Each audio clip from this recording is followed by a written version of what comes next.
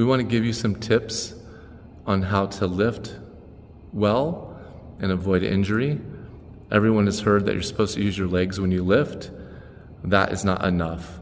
So we will demonstrate the common error that most people make.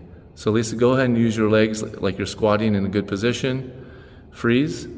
So a lot of people will get into this position and they look very good. Straight back, bent knees, hips backwards. Excellent. But as soon as they go to reach for their lift, they round the back. And as you can see, Lisa's back is rounded. We don't want to do that. Lisa, go ahead and correct your back position. Good. Put it back down. Round your back, please. Lisa, go ahead and correct your back position. That's the position we want to be in. Now, she's pretty flat. Her hips are slightly above her head. We would like her to sink her hips down lower.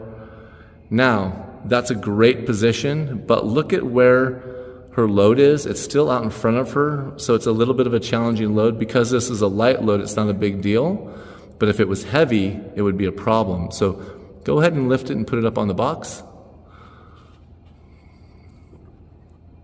The other strategy we need to deal with here is that she has an awkward load. It's a wide box. Her feet aren't right behind it, and it's blocking her stance from getting into an advantage, a mechanical advantaged position.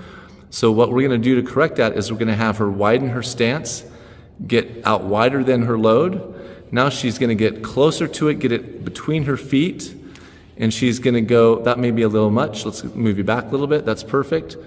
Now she's going to go ahead and go into the hip hinge, moving with her hips back, sitting like she's sitting down in a seat, letting her arms go straight down.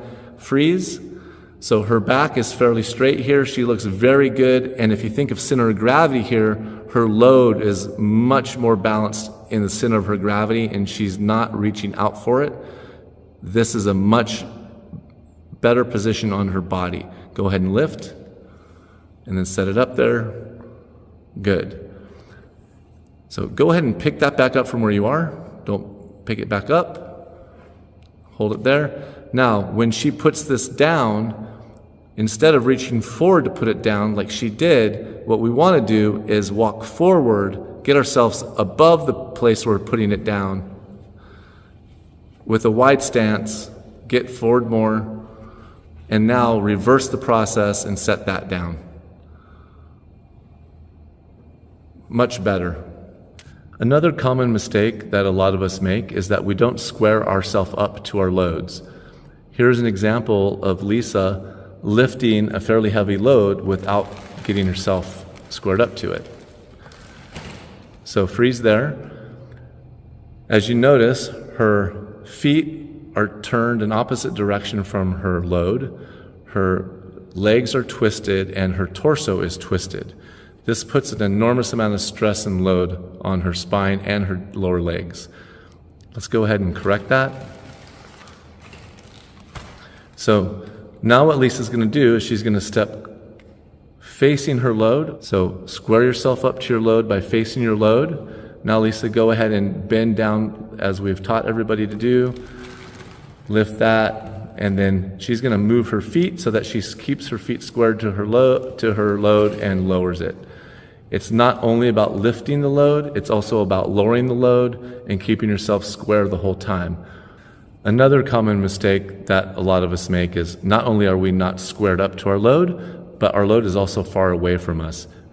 So now she's twisting, she's reaching, she has a long lever, stressing her body, and then she turns, twists, and puts it in the wheelbarrow. That is a recipe for disaster. So the fix to this is simple. Get close to your load, square yourself up, use good bending mechanics, lift it, keep it close to your body, turn your body, put it down where it belongs. Excellent.